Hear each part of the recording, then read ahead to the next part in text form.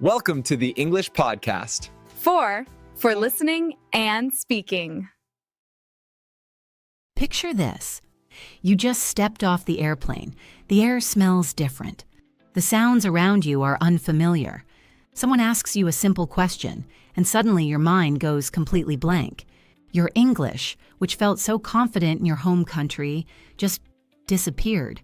Your heart starts racing. Your palms get sweaty, and you think, what have I done? I don't belong here. If that feeling sounds familiar, you're listening to the right podcast. Welcome to English Podcast for Listening and Speaking, where real stories meet real learning. I'm Brian. And I'm Emily. Today we're diving deep into something millions of people experience, but rarely talk about honestly: culture shock. And here's the thing.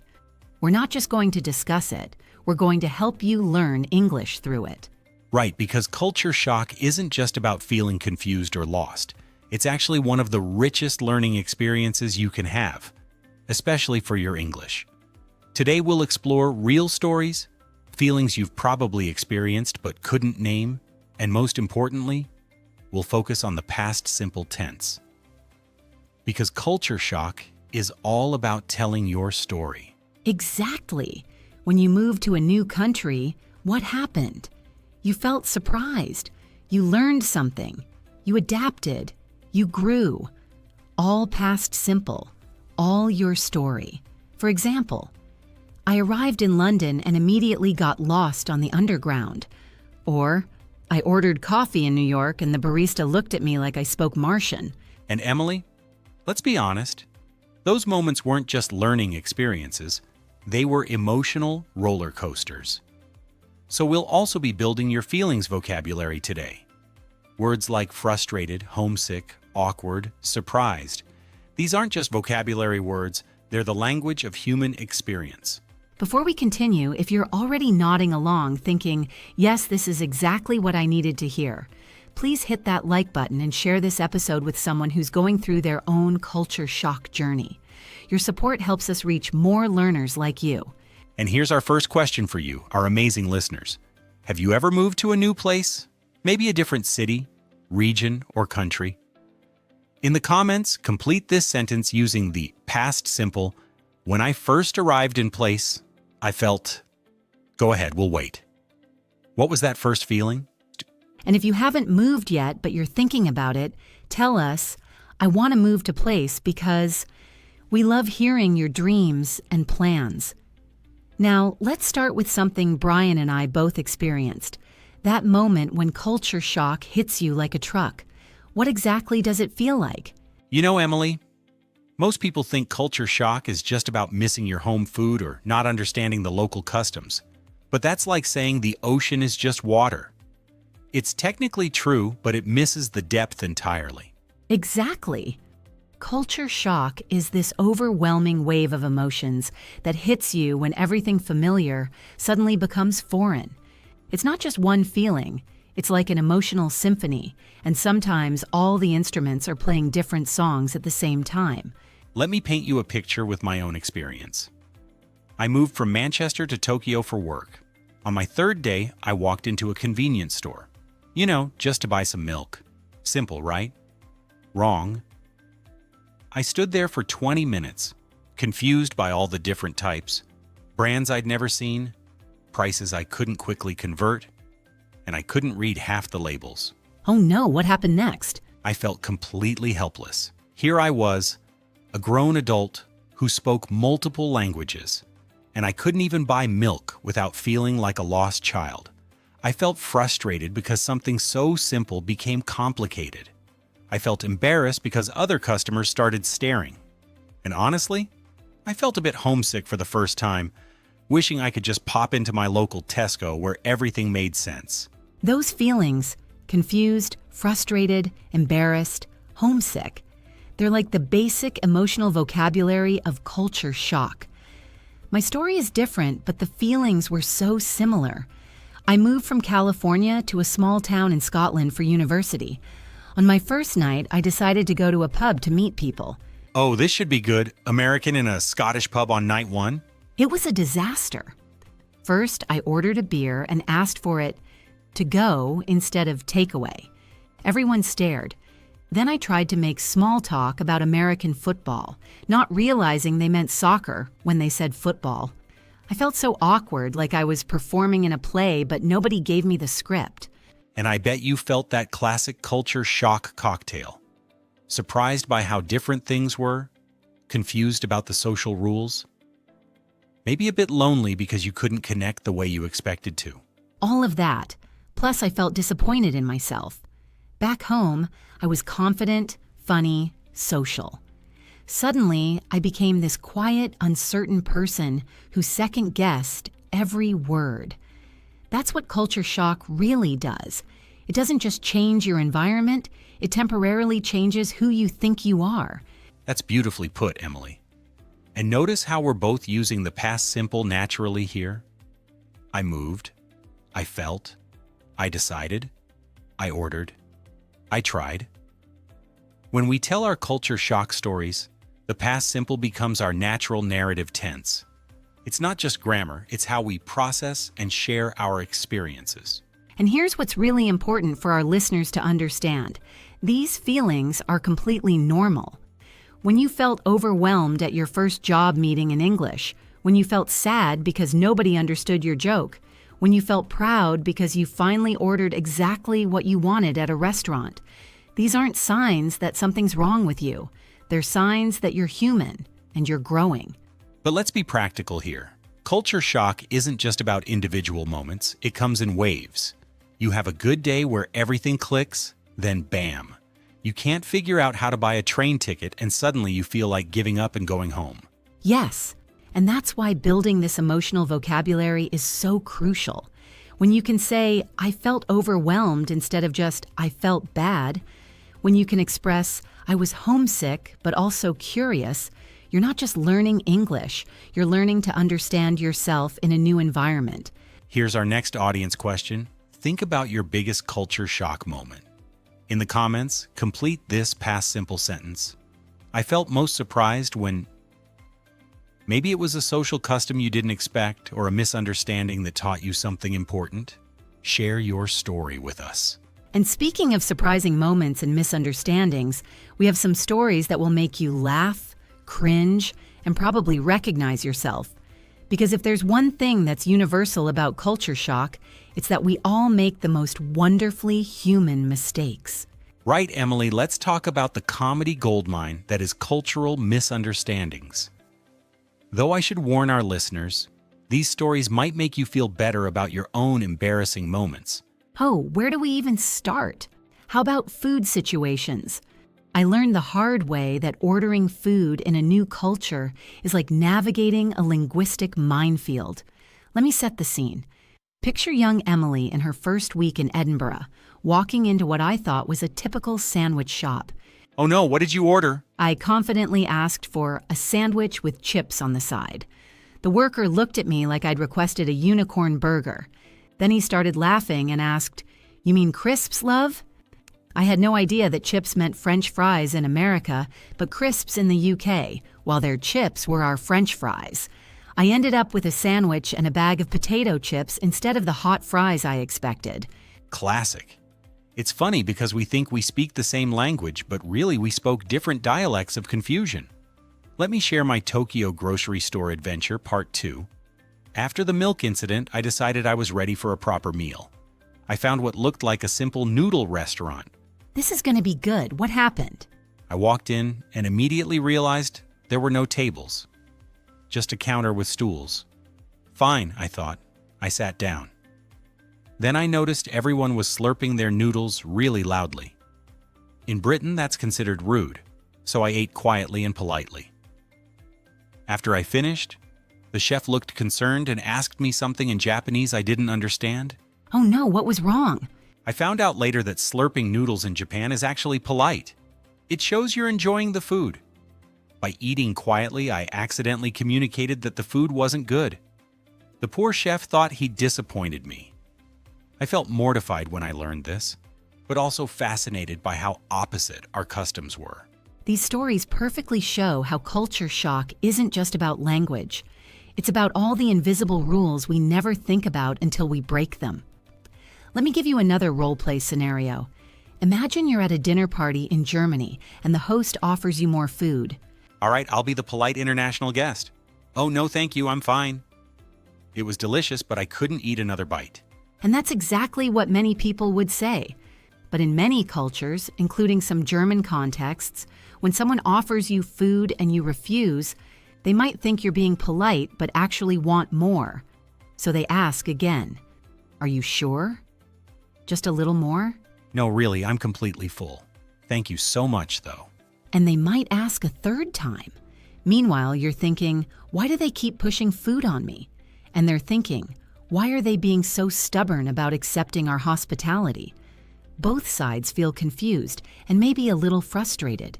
That's a perfect example of how misunderstandings happen when good intentions meet different cultural scripts. And notice how we're naturally using comparatives here? More polite than expected, different from what I knew, stranger than I imagined. When we process culture shock, we're constantly comparing our old normal to our new reality. Yes. And here's what I love about these misunderstandings. They're actually learning gold mines. Every awkward moment taught me something valuable. When I accidentally offended my Scottish flatmate by wearing shoes in the house, I learned about respecting personal space. When I misunderstood a joke at a pub quiz and answered seriously, I learned about British humor and timing. But let's be honest, in the moment, these experiences often felt more painful than funny. I remember calling my mother after the noodle incident, feeling embarrassed, and wondering if I'd ever understand how to live in Tokyo. The learning part came later, after I developed some perspective and, frankly, a sense of humor about my mistakes. That's such an important point, Brian. The growth happens in the reflection, not necessarily in the moment of confusion. And this is where your English learning accelerates too. When you describe these experiences, "I felt embarrassed when I mispronounced the waiter's name," or "I learned that eye contact means different things in different cultures." You're not just practicing past simple, you're processing real emotional experiences. Let me share one more quick story, because this one shows how misunderstandings can actually lead to beautiful connections. I was at a Japanese work party, and everyone was exchanging business cards. I thought I was being respectful by studying each card carefully, but I was holding them in one hand while drinking with the other. Uh-oh, I can guess this didn't go well. Exactly. My colleague gently pulled me aside and explained that business cards should be received with both hands and treated with great respect. I felt mortified, but she was so kind about it. She said, "We can see you want to learn our ways. That matters more than getting it perfect immediately." That moment changed how I approached cultural mistakes, from embarrassment to curiosity. What a beautiful way to reframe it. And that brings us to our audience question for this section. Tell us about a time when a cultural misunderstanding actually led to something positive. Maybe you learned something important, or made a friend, or discovered something about yourself. Complete this sentence. "I misunderstood situation, but then I learned." Because here's the truth that nobody tells you about culture shock. The confusion is temporary, but the growth is permanent. Those awkward moments, they're not bugs in your cultural adaptation software, they're features. They're how you learn to navigate a bigger, more complex world. And that's exactly what we want to explore next.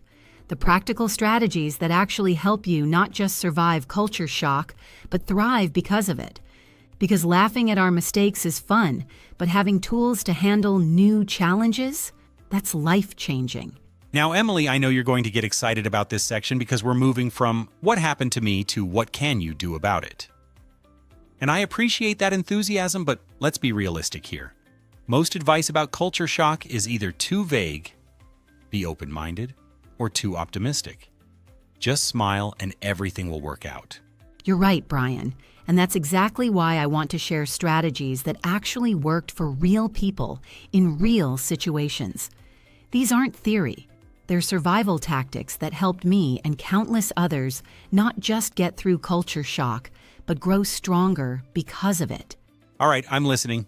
What's your first practical strategy? Become a cultural detective. I don't mean spy on people, but observe like your comfort depends on it, because it does. When I moved to Scotland, I spent my first few weeks watching how people interacted at bus stops, in shops, at university. I noticed that people queued differently, made eye contact differently, even complained differently than back home. That's actually quite smart. Most people are too busy feeling overwhelmed to step back and observe patterns. But how do you observe without feeling like an outsider? Great question. Here's the key. Be curious, not judgmental. Instead of thinking, this is weird or this is wrong, try thinking, this is interesting or I wonder why they do it this way. When I saw Scottish people putting vinegar on their chips, my first thought was, that's disgusting. But then I got curious and tried it. Guess what? Now I love it. I see what you're doing there with the modal verbs. You should be curious. You could try this. You might discover something new. These are exactly the kinds of soft suggestions that help people feel less overwhelmed. My second strategy builds on yours. Ask questions, but ask them kindly and at the right time. Yes. People generally love sharing their culture when you ask with genuine interest.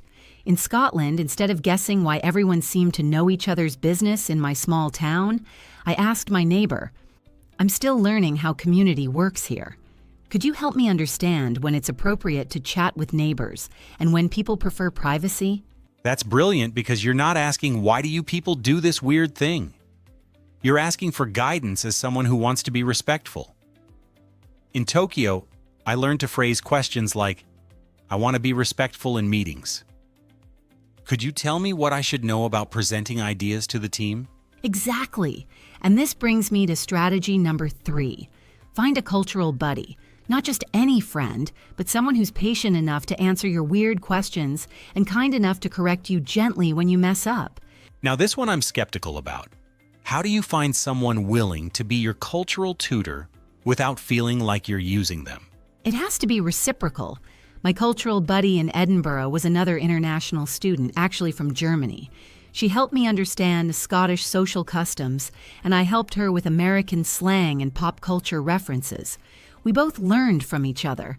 Look for someone who's also curious about different perspectives. That makes sense.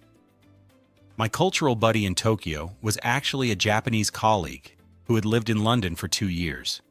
He understood the reverse culture shock because he'd experienced it himself. We could compare notes about feeling lost in each other's cultures. Perfect. Strategy number 4 is learn key phrases beyond just please and thank you.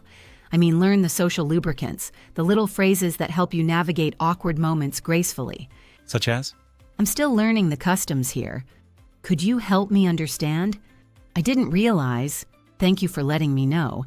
I'm from country, so this is different for me. And my personal favorite, I'm trying to be respectful. Please let me know if I should do anything differently. Those phrases are gold because they turn potentially embarrassing moments into learning opportunities. They also signal that you're not arrogant or dismissive. You're genuinely trying to adapt. Strategy 5 might sound simple, but it's crucial. Maintain some of your comfort routines while being open to new ones. Don't abandon everything that makes you feel like yourself just because you're somewhere new. Explain that one because it seems like it could go either way, comfort or isolation. The key is balance. In Scotland, I kept my Sunday morning coffee and journaling routine. It grounded me when everything else felt chaotic. But I also started joining the local hiking group on Saturday mornings, which was completely new but helped me meet people and understand Scottish countryside culture. You need roots and wings. I like that metaphor. In Tokyo, I kept reading British newspapers online every morning. My connection to familiar perspectives. But I also started learning basic Japanese phrases and trying different neighborhood restaurants. The familiar stuff gave me energy. The new stuff gave me growth. And here's what's beautiful about these strategies. They all require you to practice being patient, respectful, and curious. These aren't just cultural adaptation words. They're character qualities that make you more resilient in any challenging situation. Good point. And let's be honest with our listeners. These strategies work, but they take time. Culture shock doesn't disappear overnight just because you have good coping mechanisms. You have to adjust your expectations and give yourself permission to be uncomfortable while you're learning. Absolutely. Which brings us to our audience question. What's one strategy you've used to adapt to a new situation? It doesn't have to be moving countries. Maybe you started a new job, joined a new school, or moved to a different neighborhood. Share with us. When I had to adapt to new situation, the strategy that helped me most was, we want to learn from your experiences too. Because here's what we're really talking about beneath all these strategies: identity, belonging, and growth. Culture shock isn't just about learning new customs or improving your English. It's about discovering who you are when everything familiar gets stripped away, and then rebuilding yourself in a bigger, more complex world. Brian, this is where culture shock gets really deep, isn't it? We've talked about the practical stuff, how to observe, ask questions, find buddies. But there's this other layer that's harder to put into words. It's about who you are when nobody knows who you used to be. Exactly. And that's simultaneously terrifying and liberating, isn't it? In Manchester, I was Brian, the marketing manager, who went to university with Tom's brother and always orders the same sandwich at the local cafe. In Tokyo, I was just Brian, a blank slate, which sounds freeing until you realize how much of your identity was tied to other people knowing your story. Oh, that hits deep. I felt so lonely in my first months in Scotland, but not just because I miss my family and friends. I felt lonely because nobody knew that I was funny, that I was good at solving problems, that I cared about social justice. I had to rebuild my entire social identity from scratch. And that process of rebuilding, that's where the real growth happens. But it's messy and uncomfortable. There were days when I wondered if I was losing myself or finding myself. I started questioning things about my personality that I'd never thought about before. Yes, like I realized that some parts of my personality were actually just reactions to my specific cultural environment. In California, I was loud and direct because that's how you got heard. In Scotland, I learned I could be thoughtful and subtle and still be respected. I discovered parts of myself I never knew existed. That's beautifully expressed. And notice how we're using the past simple to show transformation over time? I was loud. I learned I could be thoughtful. I discovered parts of myself. Culture shock stories are fundamentally stories of change, and the past simple helps us trace that journey from who we were to who we became. And there's this moment, maybe you've experienced it, when you realize you've started to belong in your new place, but you've also become a slightly different person.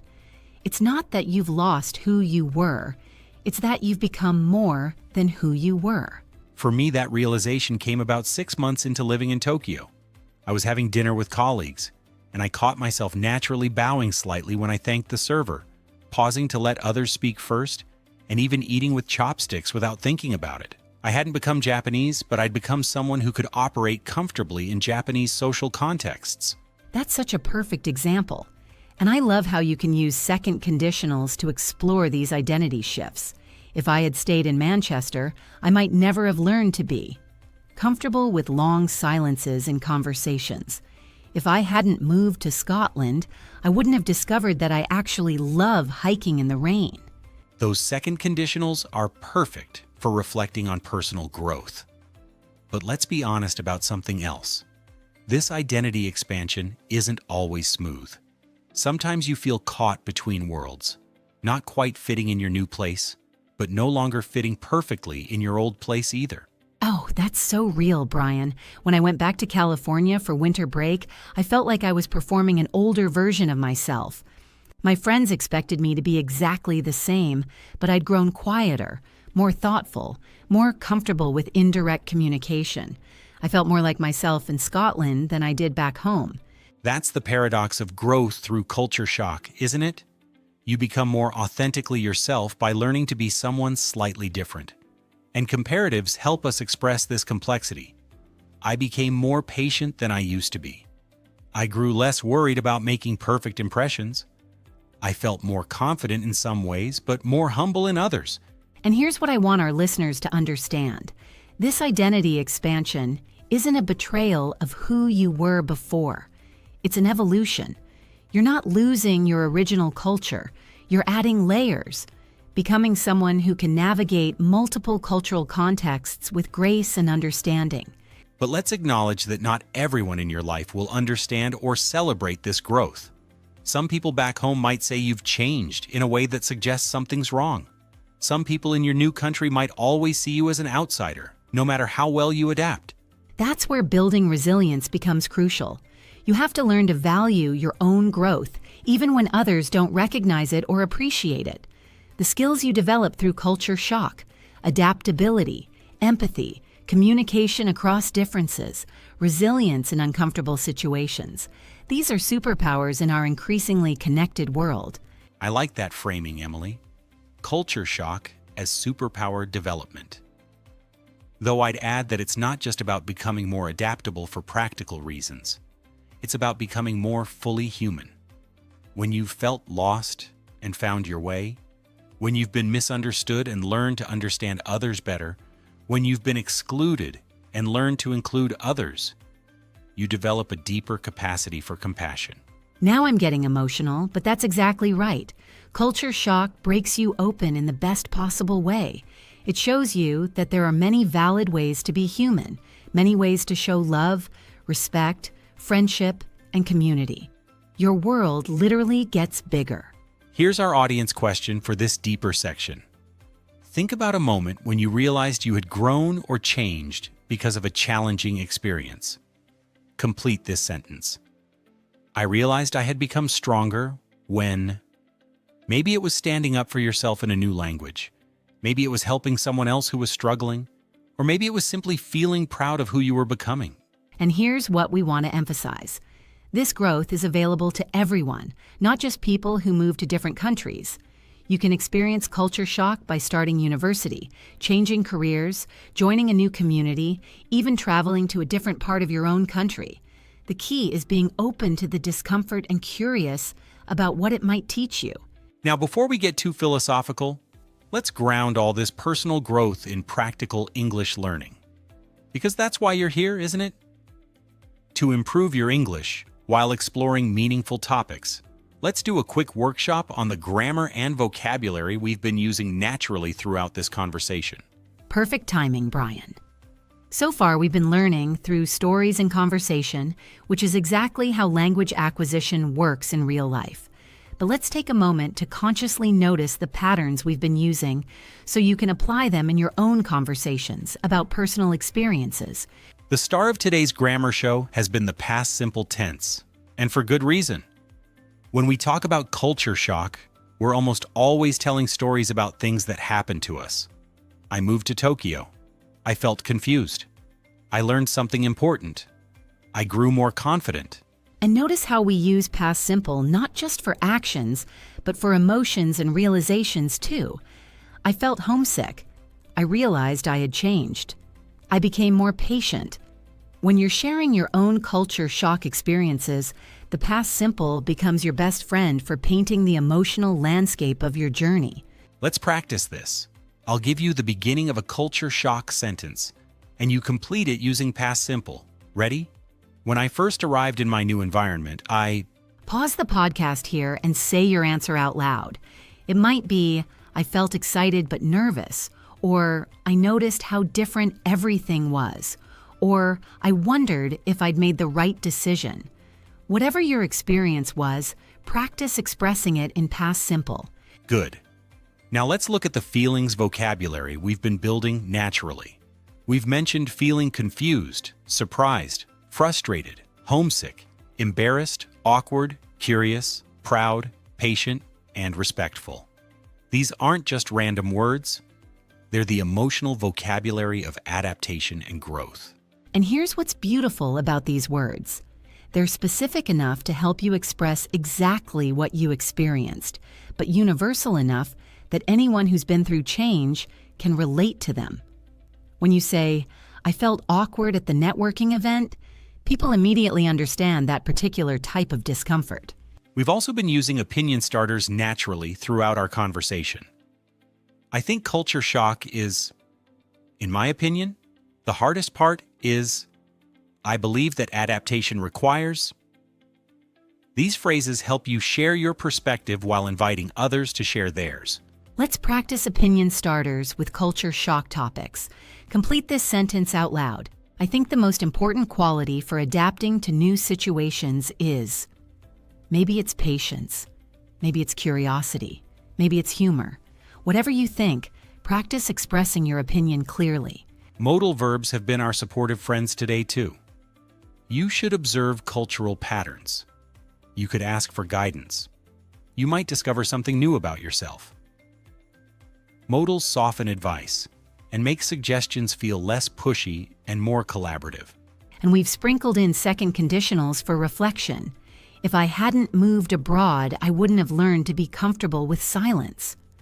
If I had stayed in my comfort zone, I might never have discovered my love for trying new foods. These help you explore how experiences shaped you. Finally, comparatives have helped us show growth and change. I became more confident than before. The new culture seemed stranger than I expected. I grew less worried about making mistakes. Comparatives are perfect for showing the before and after of personal transformation. Now let's put it all together. I want you to tell a mini culture shock story using these elements. Start with, when I had to adapt to situation. Then use past simple for your story. Include feelings, vocabulary, maybe add an opinion or some reflection.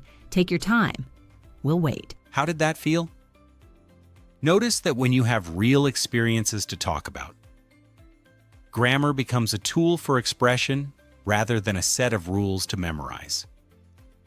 This is why we focus on meaningful topics. Your English improves when you have something genuine to communicate. And here's your homework, though we prefer to call it your life practice. This week, pay attention to small moments of adaptation in your daily life.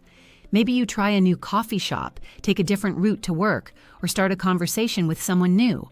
Notice your feelings, then practice describing the experience using today's vocabulary and grammar patterns. Most importantly, share your stories in the comments. We want to hear. This week I tried something new, and I felt emotion because reason.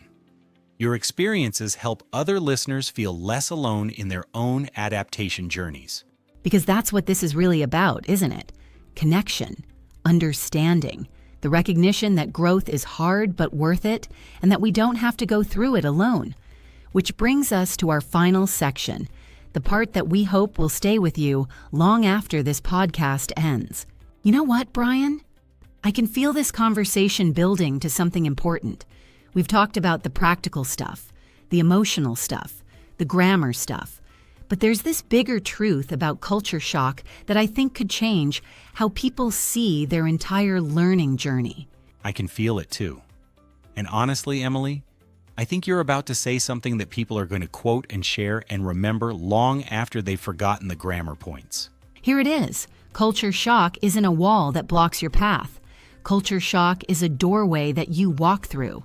And on the other side of that doorway, your world is bigger, your heart is wiser, and your English is braver. That's it. That's the quote that's going viral. But Emily, can I add something to that beautiful image? Please do. The doorway doesn't close behind you. Once you've learned to walk through the discomfort of not knowing, once you've developed the courage to be confused and keep going, once you've discovered that you can adapt and grow, that doorway stays open. Every new challenge becomes another opportunity to prove to yourself that you're stronger than you knew. Brian, that gives me chills because it's so true. Once you've survived your first culture shock, every other adaptation feels more possible. Starting a new job? You've got this. Learning a new skill? You know how to be patient with yourself. Moving to yet another country? You remember that confusion is temporary, but growth is permanent. And here's what I want every listener to understand. Your English learning journey is a culture shock journey, even if you never leave your home country. Every time you watch a movie without subtitles, every time you join an English conversation group, every time you push yourself to speak up in a meeting, you're walking through that doorway of discomfort into expansion. Yes, and your English accent, your grammar mistakes, your moments of not finding the right word, these aren't failures. They're evidence that you're brave enough to try, to risk being imperfect in pursuit of connection and growth. Your imperfect English is more beautiful than perfect silence. I want to say something directly to each person listening. You are braver than you think you are. The fact that you're here, learning, growing, pushing yourself outside your comfort zone, that takes courage. Not everyone chooses to grow. Not everyone is willing to be uncomfortable in service of becoming more than they were. And to those of you who are currently in the thick of culture shock, whether it's language learning, moving somewhere new, starting something different, I see you. I see you being confused and showing up anyway. I see you making mistakes and trying again. I see you feeling homesick and building a new sense of home. You are doing something incredible. Let's recap what we've discovered together today. Culture shock feels overwhelming because it is overwhelming. And that's exactly why it's so transformative. We learned that confusion, frustration, and homesickness are natural parts of growth, not signs that something's wrong with us. We discovered that our most embarrassing cultural mistakes often become our most valuable learning experiences. We explored practical strategies like becoming cultural detectives, asking questions kindly, finding cultural buddies, learning key phrases, and balancing comfort routines with new adventures. We went deep into identity and belonging, recognizing that culture shock changes us in the best possible way, not by erasing who we were, but by expanding who we can become. And we practiced the language tools to express these complex experiences. Past simple for storytelling, feelings vocabulary for emotional accuracy, and opinion starters for meaningful conversations. If you found value in today's conversation, please share this episode with someone who's navigating their own adaptation journey. Maybe it's a friend who just moved, someone learning English, or even someone who's simply trying something new and feeling uncertain about it. And don't forget to leave us a comment with your own culture shock story. Complete this sentence. The moment I realized I was growing was when. We read every comment, and your stories inspire future episodes and help other listeners feel less alone in their journeys. Until next time, remember, every moment of confusion is a moment of potential growth. Every awkward interaction is a chance to build resilience. Every small adaptation is proof that you're becoming someone who can handle bigger challenges and embrace bigger opportunities. From all of us at English Podcast for Listening and Speaking, thank you for joining us on this extended journey through culture shock, growth, and the beautiful complexity of human adaptation. Thank you for choosing growth over comfort, connection over perfection, and courage over fear. But before we truly sign off, Emily, I think we should share something that many of our listeners might be curious about. What happened after our culture shock experiences? How did these stories end? Because I think people need to hear that culture shock doesn't just disappear one day, it transforms into something much more valuable. Oh, Brian, that's such an important point. You're right. People always ask about the happy ending, but they don't realize that the real transformation keeps happening years later. For me, after about a year in Scotland, I realized I wasn't just adapting to Scottish culture anymore. I had become someone who could adapt to anything. That confidence changed everything about how I approached new challenges. Exactly. And here's something fascinating.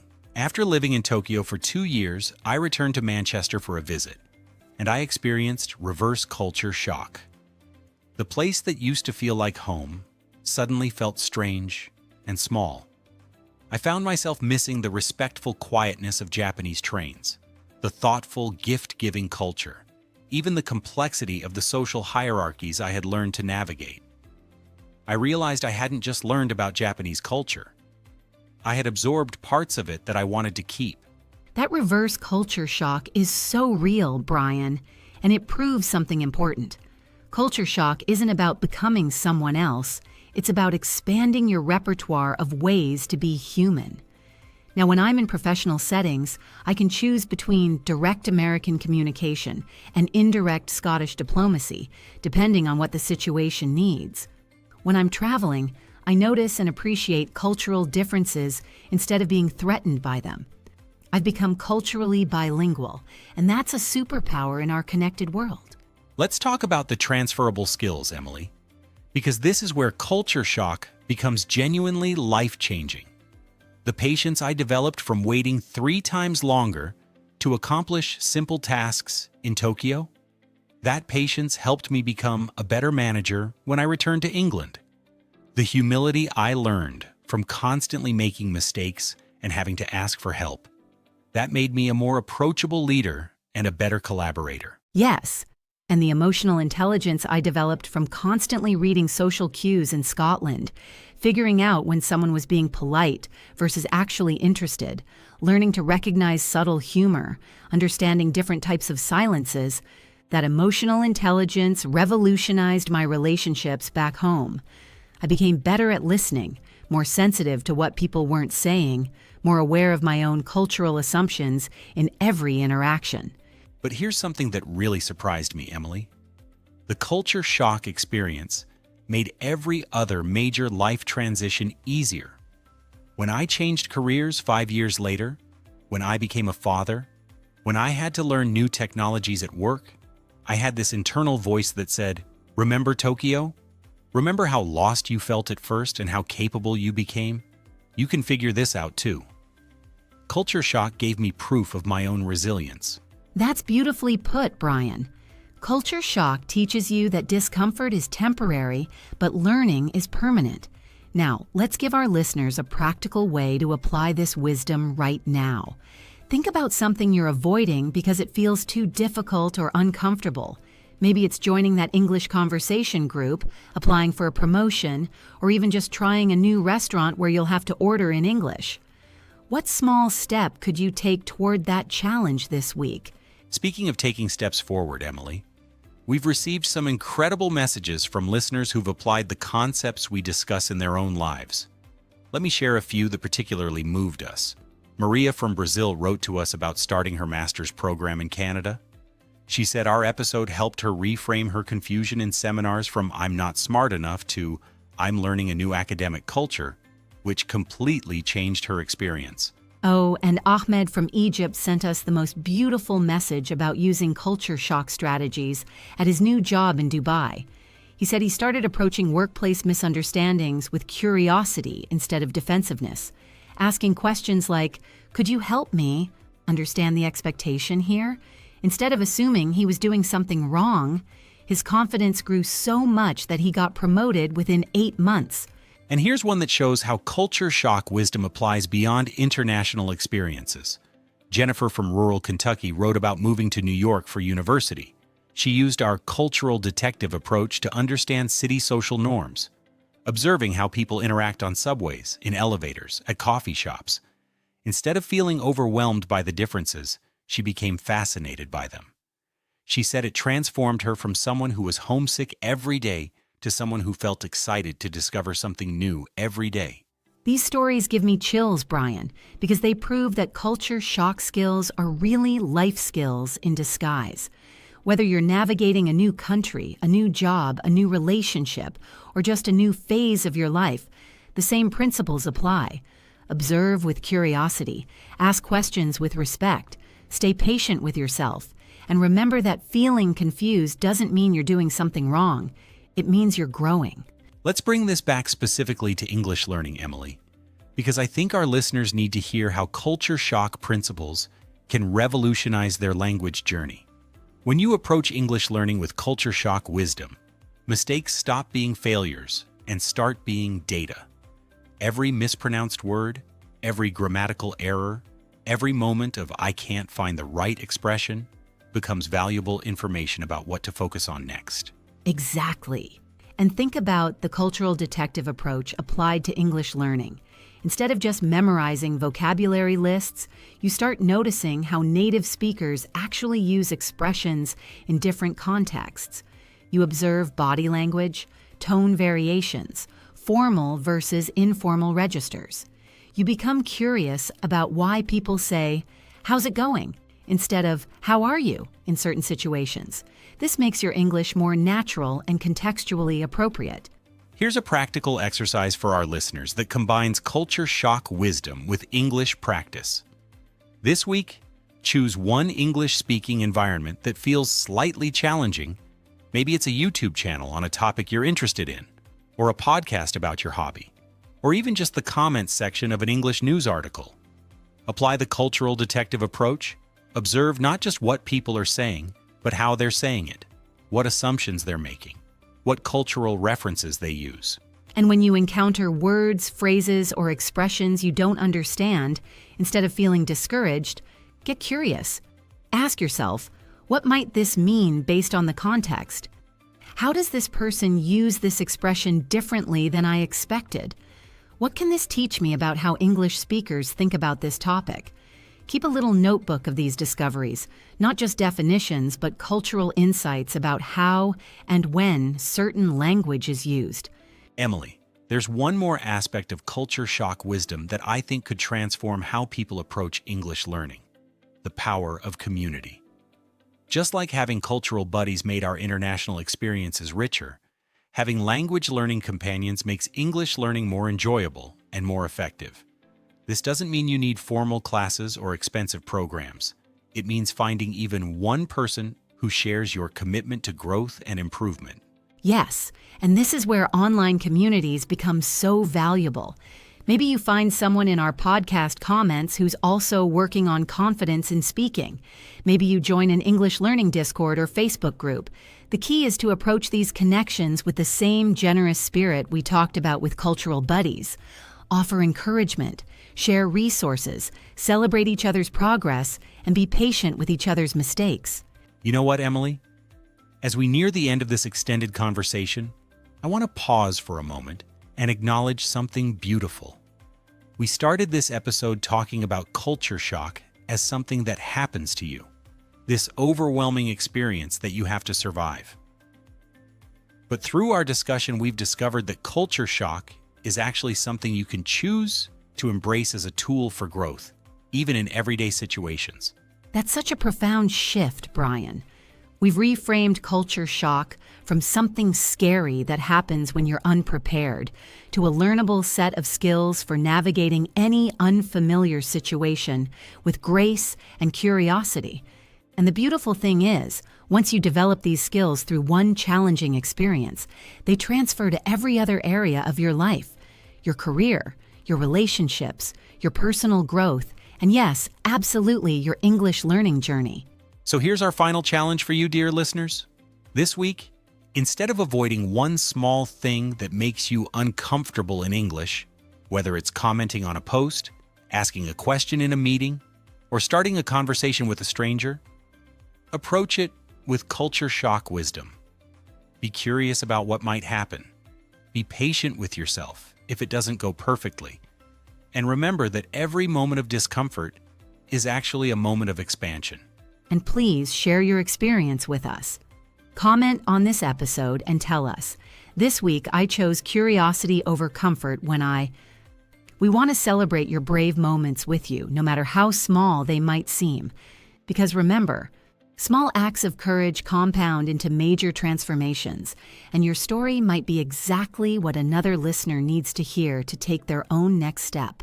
This has been Emily and Brian signing off after this deep dive into culture shock, resilience, and the incredible journey of human growth.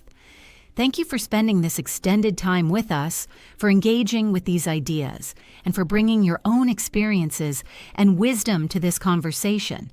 Until we meet again, remember, your English is braver than you think, your story matters more than you know, and your growth inspires more people than you realize. Keep learning. Keep growing, and keep walking through those doorways. Take care, brave learners, and see you in the next episode.